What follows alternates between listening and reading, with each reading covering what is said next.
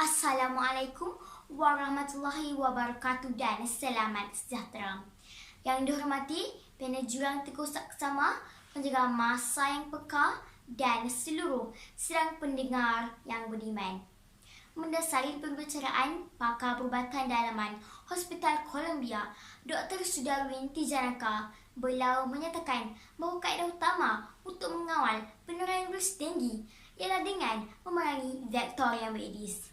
Berdasarkan kuasa inilah, saya akan kupas satu persatu peratu saya, iaitu Sekolahku Sihat Bebas Denggi. Sebelum saya meneruskan hujah, izinkan saya mendefinisikan tajuk peratu saya pada hari ini. Menurut Kamus Dewan, sekolah bermaksud tempat belajar dan mengajar. Frasa aku bererti singkatan bagi aku. Sihat pula tidak menghidap sebarang penyakit. Bebas didefinisikan sebagai tidak terhalang. Denggi ditakrifkan sebagai demam atau penyakit virus yang berjangkit melalui gigitan nyamuk Aedes. Tuntasnya, apabila persekitaran sekolah kita bersih dan sejahtera, maka pastinya tidak akan ada denggi datang menjadi bahana. Hadirin hadirat yang dihormati, indikator saya yang pertama ialah pembasmian tempat pipakan nyamuk Aedes. Menurut Datuk Muhammad Fahimi Yusof yang pernah menjawab jawatan sebagai pengurusi jawatan kuasa kesihatan, pembangunan wanita, keluarga dan masyarakat negeri Terengganu, kaedah pembasmian tempat pipakan nyamuk Aedes dilihat lebih berkesan berbanding melakukan penyemburan asap. Justeru, warga sekolah juga boleh menjalankan aktiviti seperti saranan Kementerian Kesihatan Malaysia dengan melakukan masa 10 minit mencari dan memusnahkan tempat pipakan nyamuk Aedes. Sebagai contoh, seluruh warga sekolah khususnya diingatkan supaya membuang bekas yang menakung air dan memastikan bekas saluran hujan sentiasa ditutup.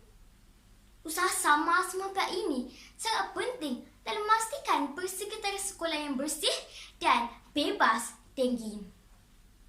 Hadirin hadirat yang dihormati, indikator saya yang kedua ialah perlindungan diri dari gigitan melalui pakaian dan penjagaan diri yang bersesuaian. Semua pihak perlu waspada dalam menitik beratkan soal kesihatan, keselamatan dan kebersihan terhadap wabak denggi ini.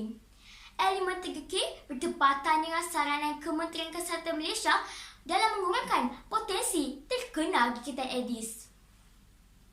Sebagai contoh, sebelum hadirkan diri ke sekolah, pakailah penyembur nyamuk yang bersesuaian untuk melindungi kulit yang terdedah. Selain itu, seluruh warga sekolah juga perlu memakai pakaian yang menutupi kebanyakan bahagian tubuh kerana ini boleh melindungi dari terkena gigitan Aedes. Apabila pencegahan sebegini diambil, maka sudah pasti kita dapat memerangi vektor nyamuk Aedes dan berkesan sekaligus dapat mencapai objektif pelaksanaan 3K di sekolah. Hadirin hadirat yang dihormati, indikator saya yang ketiga ialah penggunaan skrin serangga. Menurut portal rasmi MyPest News, pemasangan jaring dapat dilihat sebagai salah satu inisiatif untuk menghalang nyamuk Aedes masuk ke kawasan sekolah secara amnya dan ke kawasan kelas dan ke kelas atau bilik khas yang lama terbiar secara khususnya. Pihak kerajaan telah menyarankan pemasangan jaring yang lebih efektif untuk membendung gejala virus denggi ini, terutamanya semasa tempoh cuti sekolah kerana premis lama terbiar. Sebagai contoh, sekiranya ingin peraliran angin, pasangkanlah skrin serangga yang baik. Ini akan membiarkan udara mengalir tanpa membenarkan nyamuk Aedes masuk dalam. Skrin serangga juga perlu sentiasa diperiksa dan sebarang kecacatan harus dibaiki dengan segera untuk memastikan nyamuk dan serangga lain tidak boleh melepasinya. Dengan ini, persekitaran sekolah akan berada pada tahap yang bersih, selamat dan terhindar dari denggi. Kesimpulannya, seluruh warga perlu bertanggungjawab untuk mengawal penularan virus denggi ini. Perkara ini perlu dilakukan secara tegas dan konsisten.